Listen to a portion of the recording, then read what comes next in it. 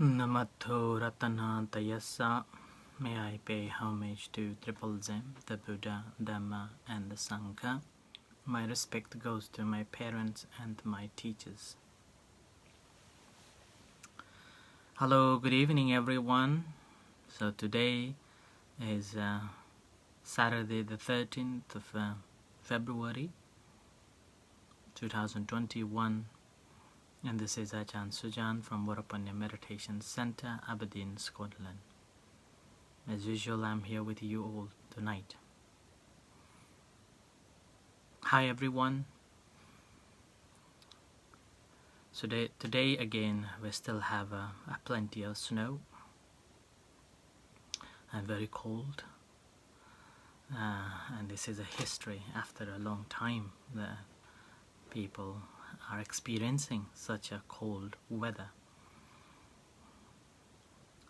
Center normally in the weekends are busy as usual. So today, this morning, again we started a children's class at 10 o'clock and with two other volunteers. We had a few children join the class, and which will continue over this 2 weeks time, every 2 weeks time.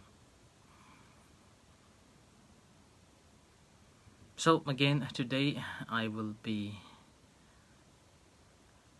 reading from this discourse, the Satipatthana Samyutta, and this discourse is on bahiya, sutta number 15. At Savatthi, then the Venerable Bahiya approached the Blessed One, paid homage to him, sat down to one side, and said to him, "Venerable Sir, it would be good if the Blessed One would teach me the Dhamma in brief, so that, having heard the Dhamma from the Blessed One, I might dwell alone, withdrawn, diligent, ardent, and resolute."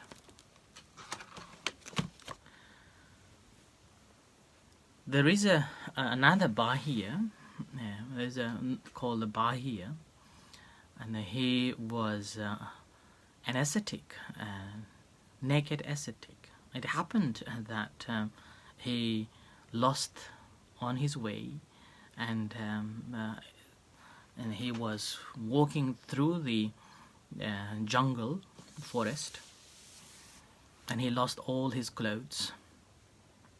And by the time when he came out from the forest, he only had to cover his body by the bark of the tree.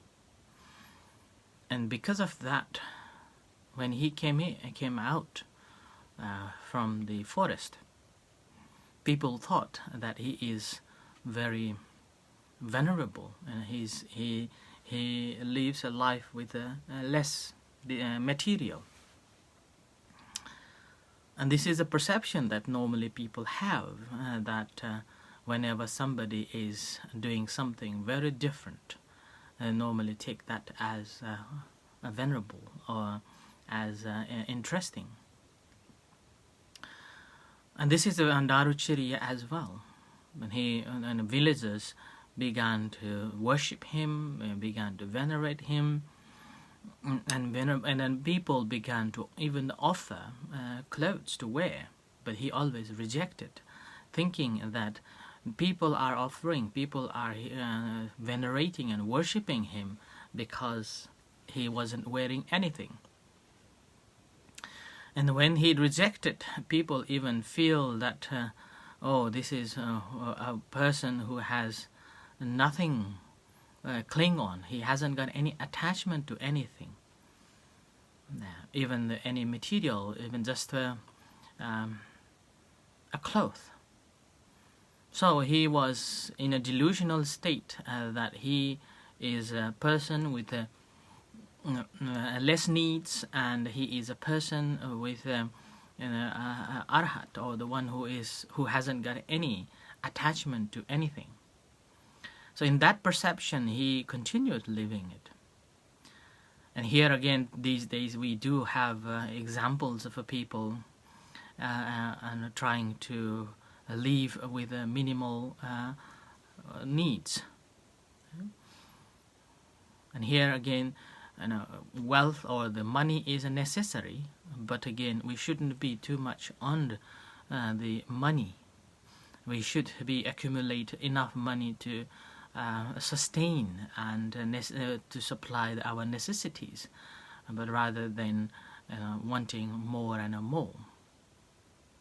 The more we want, the suffering we get, because there is no limit of wanting, there is no limit of how much money do we need.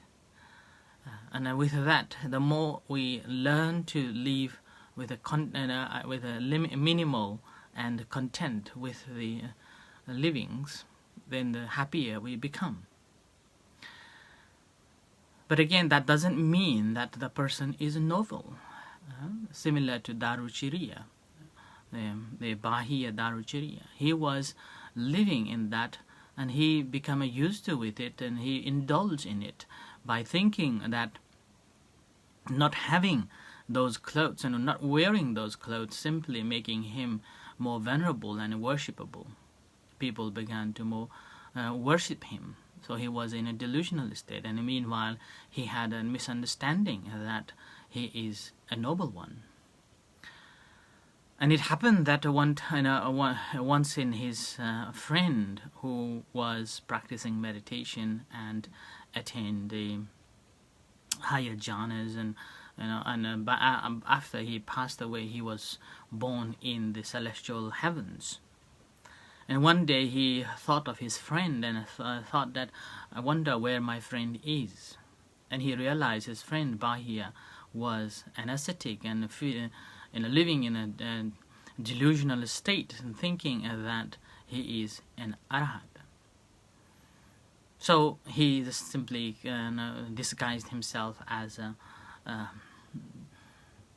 friend and gave a message to the Bahiya that you are not an arhat. There is an arhat. The Buddha is there. You can go and get advice from the Buddha. And Bahiya, even just having heard of the Buddha, he felt very. It says that all the goosebumps stood up, and immediately he wanted to go and see the Buddha. So with that, he rushed to the Buddha, and then he even didn't know that who was the Buddha at that time. All he knew there is a Buddha. And after he traveled to the temple in Savatthi, and he realized that the Buddha was on arms around, and he rushed to the Buddha and paid respect to the Buddha and said that, Venerable Sir, please teach me. Please teach me what is your teachings. And then the Buddha said that, this is not the time. This is not the proper time to teach. This is time for Pindapata, the arms around. But Bahiya, he didn't give up asking and requesting to the Buddha. And finally the Buddha stopped and looked at him and looked at his capability of attainment of the teachings, so that he realized that this Bahiya has got only very few minutes before his death. So and then the Buddha taught him the very short teachings called Ditte Dittamata. When you see, just see. There is no I am seeing. There is no that person. So there is no I and mine. When you hear, just the hearing. When you test, just test. There is no me and there is no mine. And simple, by hearing that teachings, he became an arhat. He became a noble. And he wanted to become a monk. But unfortunately, he didn't have any clothes at that time. So the Buddha asked him to get the robe. And it happened according to the Buddha's, in a Buddhist tradition, a Buddhist belief, and that all the materials, possessions that we have at this time, in this time of life, is all because we have done something generously given to somebody in the past. and whatever we have given in returns, we are receiving. So, in this life, whichever state we are in, there is a possibility that because the past lives that we have done, the prosperity, the financial prosperity, and the wealth that we have, and comfortable life that we are having, is simply because being a generous in our previous lives. So bahiya, the story says that he in the past never had given any robe as an offering. So with this, not having done any offering robes in his past lives, it happened that by the time when he wanted to become a monk, there is a lack of this robe. So he was requested to get the robe. And that's why it's been a tradition in a Buddhist community that whenever there is a possibility, always be generous. And particularly whenever there is a possibility of offering robes, you do. So that in the near future, if possible, if you are capable of enlightening or liberation and wanting to be the monk or a nun, then there will be a possibility of having the robes, so that we don't have to go and search. There will be always someone ready to sponsor and give it to you, offer it to you. So it happened that bahiya, as he went to search for the robe, and and again this is a law of karma, that he was pierced by a bull and dead and died on the spot. And when he was asked, when the Buddha was asked by the other fellow monks and other members that after hearing the Buddha why he passed away and where he is reborn, and then the Buddha said that before he came to the listening to the Dhamma, his lifespan was already too short. But fortunate that after hearing the Dhamma, he was enlightened. And then that's how there is no need to worry about his destination. And he simply attained the liberation. And here, that's the reason why that we may live for 100 years, but having not understood or haven't heard any teachings and never learn the teachings properly, then according to the Buddha's advice, it's like we waste our old time. But if we have learned even just a few dhammas and comprehend it and ability to understand it properly, then that's worth living, even though that's only for a day.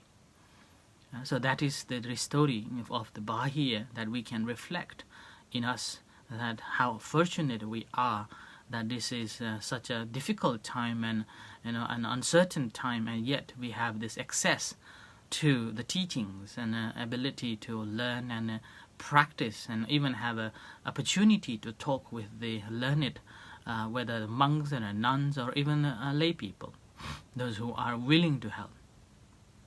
So this is such a wonderful opportunity that we have. And again, another opportunity or the rare thing happened to us is that we're born as a human beings and also have got an opportunity to access to the Dhamma. So that's why we better not leave any time without learning the Dhamma and comprehending the Dhamma. And this is the same with another bahiya. This is a different bahiya from this Samyutta Nikaya. And this bahiya was a venerable who was already ordained, and he went to the Buddha and after paid respect to him, he simply asked to the Buddha, saying that, "Venerable Sir, it would be good if the Blessed One would teach me the Dhamma in brief, so that having heard the Dhamma from the Blessed One, I might dwell alone, withdrawn, diligent, ardent, and resolute." Then at that time, the Buddha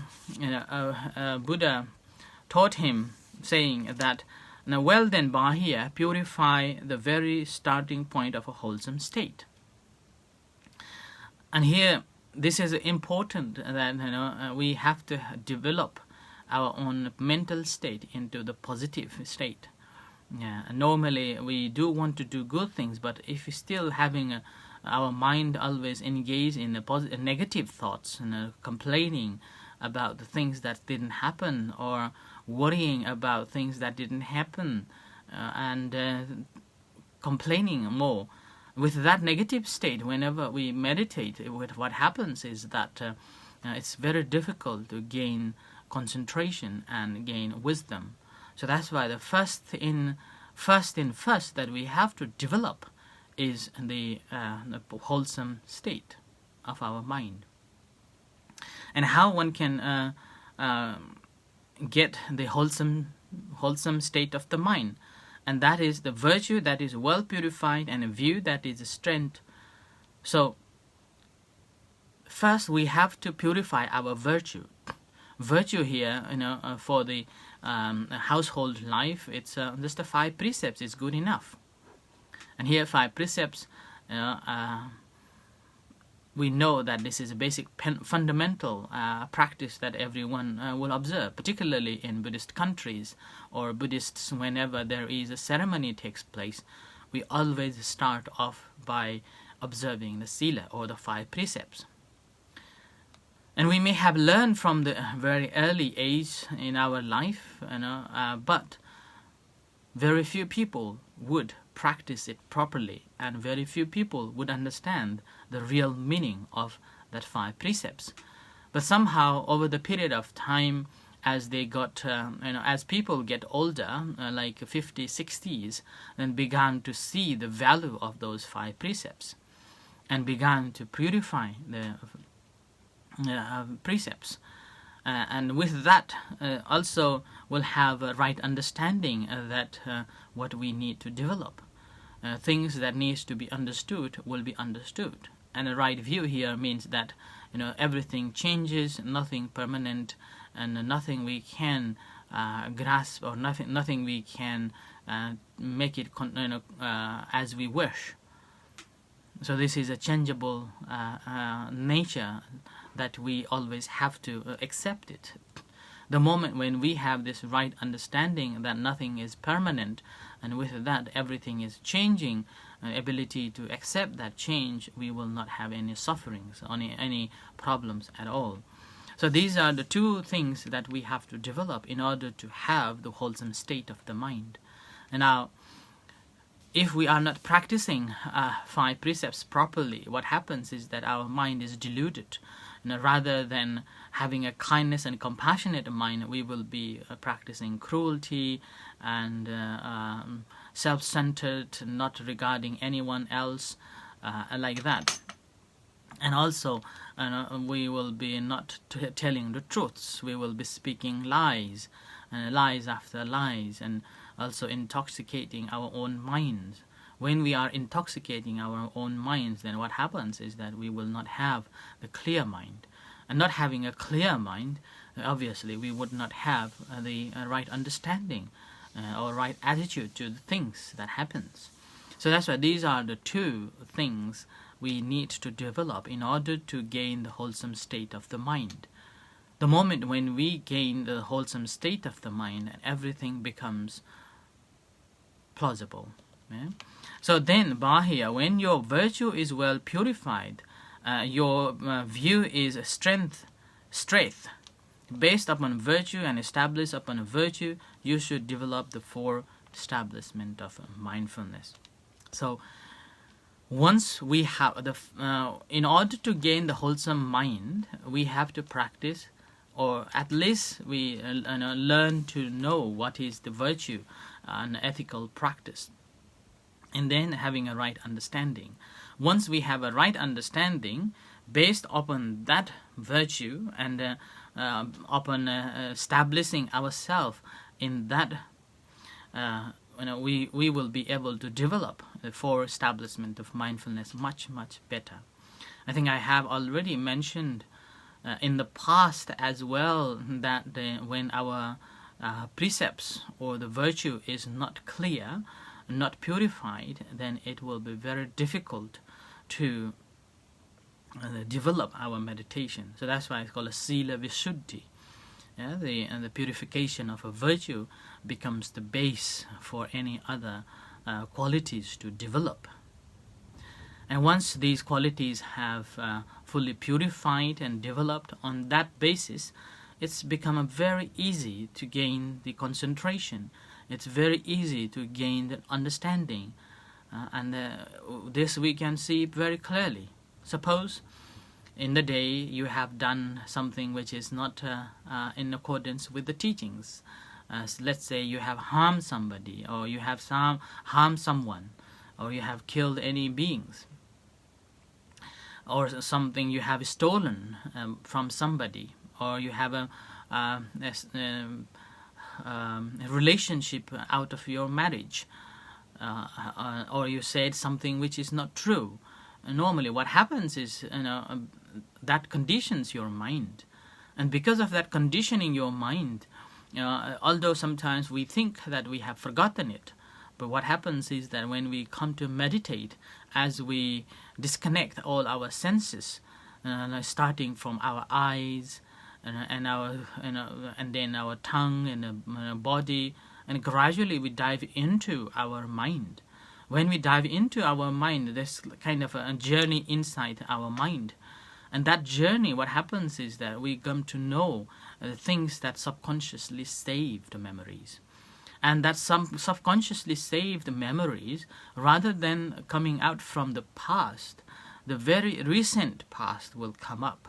And things that we have done and still conditioning ourselves, those things will come in our mind.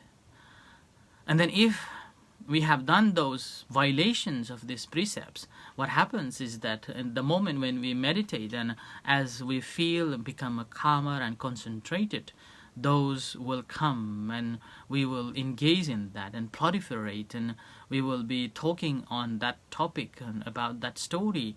I should have done this way, I should have done that way, wish I did this, wish I did that. Goes on, and then why he is and why he is not happening, doing that, where he is, why he is there. So a lot of stories will be there to talk. And with that chatting mind, so basically our mind becomes a chatterbox.